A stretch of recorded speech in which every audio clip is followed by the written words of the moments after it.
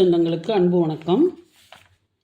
தன்னிடம் வரக்கூடிய சுற்றுலா பயணிகளிடம் மிகவும் பொறுமையாகவும் அமைதியாகவும் பழகும் அந்த அற்புதமான குணத்திற்காக 1972 ஆண்டு பிறந்த கிரைக் என்னும் யானை உலகமெங்கும் அறியப்பட்ட ஒன்றாகும்.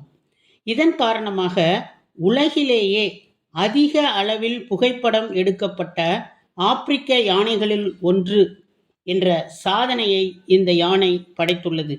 2021 ஆண்டில் கென்யாவில் பிரபல மதுபான நிறுவனமான டஸ்கர் இந்த யானையின் கம்பீரத்தை பாராட்டி இதனை தனது நிறுவன தூதராக கௌரவித்தது. வேட்டைக்காரர்களின் கைகளில் சிக்காமல் தனது முழு வாழ்நாளை முடித்துவிட்டு 2026 ஆண்டு மரணமடைந்த கிரைக் யானையினை பற்றிய செய்தி தூறல்களை அறிந்து கொள்ள, அதனை ரசிக்க அதே கம்பீரத்துடன் உங்களை அழைக்கிறது மௌனத்தின் சப்தங்கள். உலகில் சுமார் 50,000 யானைகள் உள்ளன.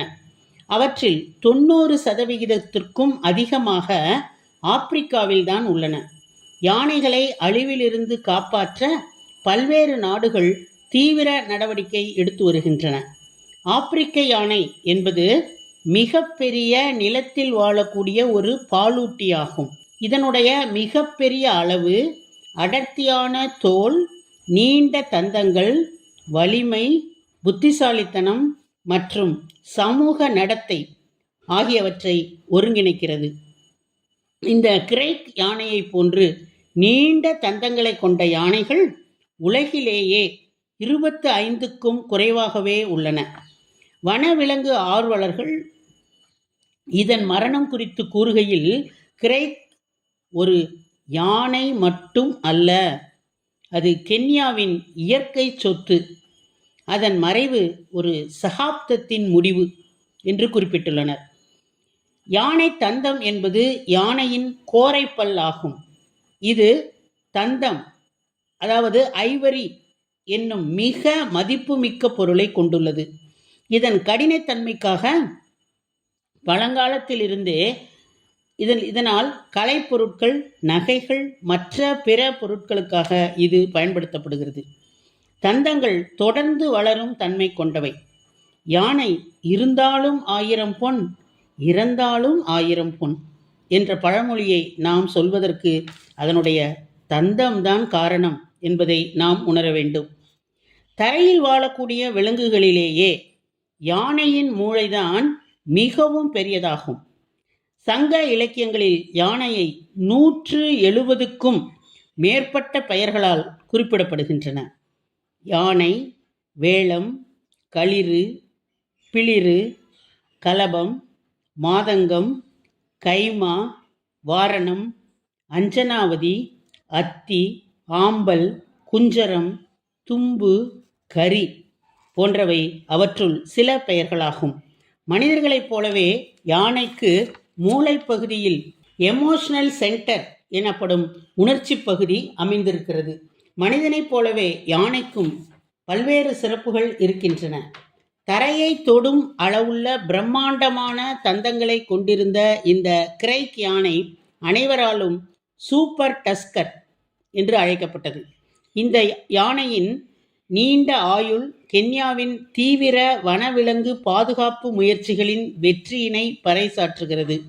இந்த யானை சுற்றுலா பயணிகளுக்கும் பாதுகாப்பு ஆர்வலர்களுக்கும் ஒரு சின்னமாகவும் பல இளம் குட்டிகளுக்கு தந்தையாகவும் இருந்து வந்தது.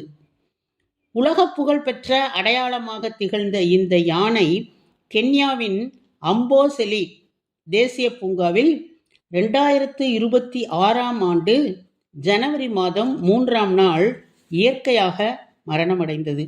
இது மிகப்பெரிய தந்தங்களை கொண்ட யானையாக திகழ்ந்து வந்தது இதனுடைய தனி சிறப்பு. இதன் ஒவ்வொரு தந்தமும் சுமார் 45 கிலோவுக்கும் அதிகமான எடையை கொண்டவை என்பதுடன் அவை தரையை தொடும் அளவுக்கு நீண்டிருந்ததே இதன் தனி சிறப்பாகும். விலை மதிப்பற்ற தந்தங்களுக்காக வேட்டைக்காரர்கள் இந்த யானையை எந்த நேரமும் கொலை செய்யலாம் என்ற அச்சம் அனைவருக்கும் இருந்தது. இதனை தவிர்க்க கென்ய வனத்துறை மற்றும் மாசாய சமூகத்தினர் 24 மணி நேரமும் ஷிஃப்ட் முறையில் தீவிர கண்காணிப்பில் ஈடுபட்டு வந்தனர். 54 வயதான சூப்பர் டஸ்கர் வகையைச் சேர்ந்த இந்த யானை இயற்கை முறையில் மரணமடைவது இதுவே முதல் முறை என்பது குறிப்பிடத்தக்கது. இதனால் கென்ய மக்கள் மற்றும் வனவிலங்கு காதலர்கள் துயரத்தில் ஆழ்ந்துள்ளனர். இந்த கிரேக் யானையானது கென்ய அரசின் பாதுகாப்பு முயற்சிகளின் வெற்றி சின்னமாகும். ஆப்பிரிக்காவின் இயற்கை பாரம்பரியத்தின் சின்னமாகவும் இது திகழ்ந்து வந்தது. இந்த வகை சூப்பர் டஸ்கர் வகை யானைகளும் மற்ற யானைகளும் தேடி தேடி வேட்டையாடப்பட்ட காலம் ஒன்று இருந்தது. 1979ஆம் ஆண்டில் சுமார் 13 லட்சமாக இருந்த ஆப்பிரிக்க யானைகளின் எண்ணிக்கை 1989ஆம் ஆண்டில் சுமார் 6 லட்சமாக சரிந்தது என்பது கவலைக்குரிய செய்தி. இன்று இந்த எண்ணிக்கை 4லிருந்து 4.15 லட்சம் வரை இருக்கலாம் என மதிப்பிடப்படுகிறது. இப்படிப்பட்ட சூழலில்தான் கென்ய அரசு வன உயிரிகளை பாதுகாக்கவும், குறிப்பாக இந்த சூப்பர் டஸ்கர் வகை யானைகளை பாதுகாக்கவும் பல்வேறு நடவடிக்கைகளை மேற்கொண்டு வருகிறது. தொடர்ச்சியான கண்காணிப்பு, யானை வேட்டையை ஒடுக்கும் நடவடிக்கைகள், வாழ்விட பாதுகாப்பு மற்றும் சமூக பங்கெடுப்பு போன்ற நடவடிக்கைகளின் வெற்றிதான் கென்யாவின் யானைகளின் எண்ணிக்கையை இந்த அளவிற்கு அதிகரித்திருக்கிறது என்பது கண்கூடான ஒன்று. குறிப்பாக 2021ஆம் ஆண்டில் சுமார் 36,000 யானைகள் இருந்த நிலையில் தற்போது 42,000ஐ கடந்துள்ளதாக அதிகாரப்பூர்வ தகவல்கள் தெரிவிக்கின்றன. இந்த கிரேக் யானையின் முக்கியத்துவத்தை விளக்கும் வகையில் 2021ஆம் ஆண்டில் கென்யாவின் பிரபலமான டஸ்கர் பீர் பிராண்ட் என்ற பிராண்டின் தூதராக இந்த யானை அறிவிக்கப்பட்டது. அத்தோடு ஈஸ்ட் ஆப்பிரிக்கன் ப்ரூவரிஸ் என்ற நிறுவனம் இந்த யானையை தத்தெடுத்தது. கடந்த 2020ஆம் ஆண்டு மட்டும் 20 லட்சம் மக்கள் கென்யாவிற்கு சுற்றுலாவிற்காக வந்துள்ளனர். இதில் கிட்டத்தட்ட 50% மக்கள் கென்யாவின் தேசிய பூங்காவில் இருக்கக்கூடிய வன உயிரினங்களை, குறிப்பாக இந்த கிரேக் யானையை காண வந்தவர்கள்தான் என்பது சிறப்பு செய்தி. இதனை நாம் புள்ளி விவரங்கள் மூலம் அறிகிறோம். கென்யாவின் சுற்றுலாத்துறை நாட்டின் மொத்த உள்நாட்டு உற்பத்தியில் ஜிடிபியில் 10% பங்களிப்பு அளிப்பதாக அதிகாரிகள் தெரிவித்துள்ளனர். இவ்வாறு கென்ய பொருளாதாரத்தின் ஓர் அங்கமாகவும் இந்த யானை இருந்து வந்தது. இது தனது அபூர்வமான மரபணுக்களை அடுத்த தலைமுறைக்கும் கடத்தியுள்ளது என அம்போசிலி யானையின் அறக்கட்டளை இந்த யானைக்கு புகழாரம் சூட்டியுள்ளது.